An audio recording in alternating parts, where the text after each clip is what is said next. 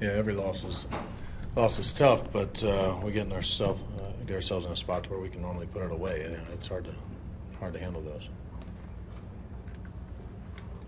Can you just describe, this past week, how you came in hot, sweep at Pittsburgh, and then can you just put into words why this has happened, how this has happened? Yeah, you get outplayed. That's it. You don't really overthink it any more than that. We had certain parts of our game that aren't allowing us to finish games, whether it's offensively trying to take advantage of opportunities or defensively, or whether it's giving up extra bases and runs. So we've had different parts that haven't been there, kind of what we've talked about for a good part of the year. We know that it's there. You talk about the other side of it, and we started to see some glimpses of putting everything together. But right now, it's something we got to improve on. Should Diaz have gone to first with that ball? And ahead of that, what's your thinking on the intentional walk, putting the lead run on base? Do it again. We got our ground ball. That's what we were looking for.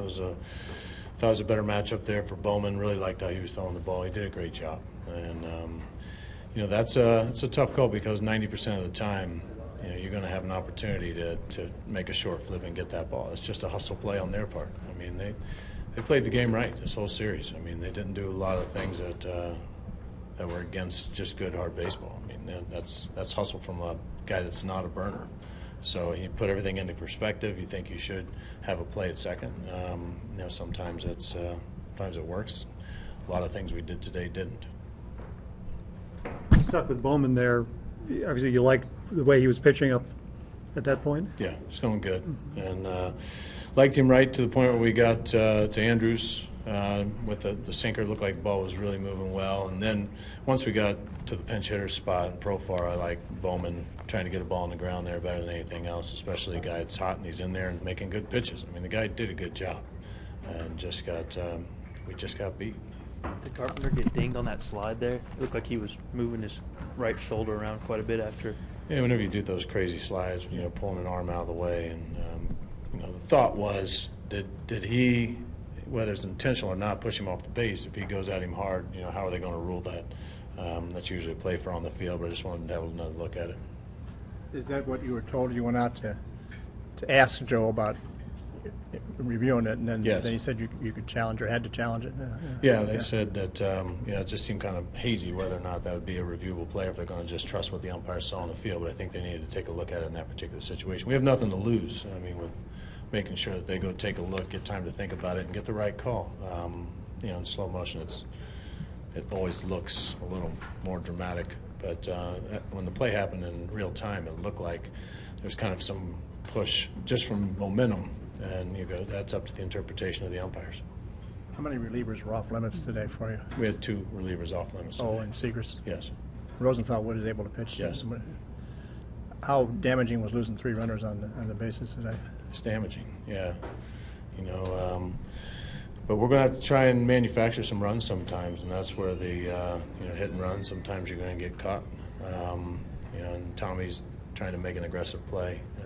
2 outs, you want to make sure, but we want guys going hard. The bullpen options you didn't have today. Bowman's 2 innings were pretty essential to keep him out there. We go with what looks right, and what was there not to like. The guy was getting ground balls, he's jamming guys, getting swings and misses. Everything he was doing led us to put him right back out there instead of overthinking it and using up guys that we didn't necessarily have. We're going to need Broxton to help him get through the next one, and then hopefully get the ball to Rosie if we can't get a lead or hold a lead. And Bowman did what we needed him to do, and we just matched up. 1 ground ball ended up kind of being the difference. How tough has it been this year, given you've been so good on the road, but when you guys come home, traditionally a place where you play really well, it's been kind of uncharacteristically rough? Yeah, it's only a matter of time until we play good at home. We have a good team. And you can say what you want. I don't really care. This team is way better than what anybody's given us credit for. But the proof's in what you do, and we haven't done it on a consistent basis. And it's frustrating for all of us because we start to see, little glimpses of what this team can be, and it's frustrating when you can't put it all together. And to me, it's only a matter of time. There's no reason why we wouldn't be able to play good at home. We always have. We love being here. It's just one of those runs, just like there's bad runs in every everybody's season. Every team has these kind of things that you got to just fight your way through. But you got to clean them up. You can't just sit back on your heels and expect them to change. There's things that we need to do better, and we're going to have to be proactive about it. Mike, how do you manage to, when everybody's frustrated like this, how do you manage to keep everybody in the right mindset where they can get it cleaned up and cleaned up quickly? How do you go about that?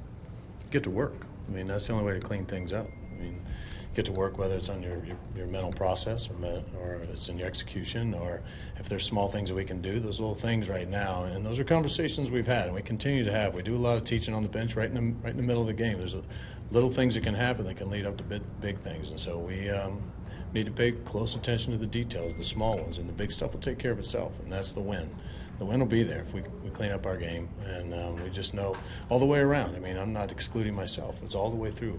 We all got to look in the mirror, and this is when you put your nose down and you find out what you're made of. And that's what I see this team in the past. I've seen this team really rise, is when you just get pushed back into a corner because you realize that you're not doing what you need to do. And we got to fix it. That's all there is to it. Would you go over the hit and run versus the bunt with Fryer up there in the ninth? Is he not? Yes, tough guy to bunt against. And you got a guy gets the ball, he's throwing 96 with some sink and gets a high percentage of ground balls that leads you in the direction of trying to get a hit and run. And then once you get one strike in there, trying to just give up and out, it doesn't make a whole lot of sense to me in that position where we are in the lineup either. So let Fryer try and make something happen. Hope to get two guys on board and you get to Carp, and hopefully something big would happen. We made a little push, but it's too little too late. And is it hard to have Yachty? I'm sorry. Is it hard to have Yachty hit there if he's carrying the winning run if he happens to get on base? Jerko's going to hit right there. I mean, there's certain days when we head into it, and Yachty's been pushing hard. We're going to do everything we can to stay away from him. Today's one of those days. With Mike Leake's performance, what caught your eye today? I thought Mike was good. Had one cutter that got up in the middle of the plate that Moreland jumped all over. Besides that, I thought he made some nice pitches. Had good movement in the bottom of the zone, getting some ground balls. I thought it was another solid start for him.